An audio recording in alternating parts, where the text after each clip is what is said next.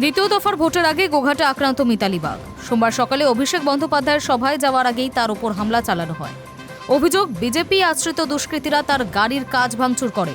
গোটা শরীরে কাচবিদ্ধ হন তৃণমূল সাংসদ। আহত সাংসদ ভর্তি আরামবাগ মহকুমা হাসপাতালে মিতালি বাগকে দেখতে যান অভিষেক বন্দ্যোপাধ্যায়। এই ঘটনায় কড়া পদক্ষেপের নির্দেশ কমিশনের। এফআইআর দায়ের করে আগামী 5 ঘন্টার মধ্যে ব্যবস্থা নেওয়ার নির্দেশ সিইও মনোজ কুমার আগরওয়ালের। আমি বাড়ি থেকে বেরিয়ে এসে আমি আসলাম অভিষেকদার আমার যে আজকে আরামবাগে প্রোগ্রাম আছে, আমার কর্মী সমর্থকরা বললো তুমি একটু তাড়াতাড়ি ঢুকো।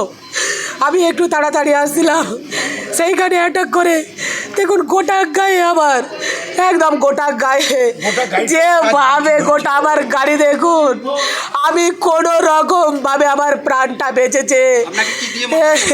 বড় পাথর, এত বড় বড় পাথর আর মোটা মোটা লাঠি আর বন্দুক দেখাচ্ছে।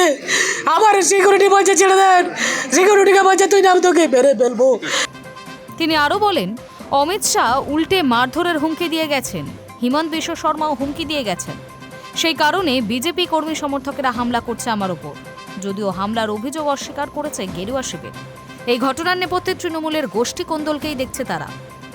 এর আগে এদিন সকালে তৃণমূল বিজেপি সংঘর্ষে উত্তপ্ত হয়ে ওঠে গোঘাটের বর্মা। অভিযোগ, তৃণমূল কর্মী সমর্থকেরা বিজেপির মিছিলে হামলা করে। কমপক্ষে 100 জন জখম হন। তারা আরামবাগ মহকুমা হাসপাতালে ভর্তি হন। বিজেপির নেতৃত্বের দাবি, গোঘাট থানার ওসি তৃণমূলের হয়ে কাজ করছেন। ইচ্ছাকৃতভাবে এই মিছিলের নিরাপত্তার দায়িত্ব কেন্দ্রীয় বাহিনীকে দেওয়া হয়নি বলেও অভিযোগ ওঠে।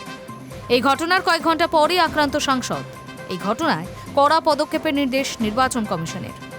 এফআইআর দায়ের করে আগামী 5 ঘন্টার মধ্যে ব্যবস্থা নেওয়ার নির্দেশ সিইও মনোজ কুমার আগরওয়ালের। Hi News network.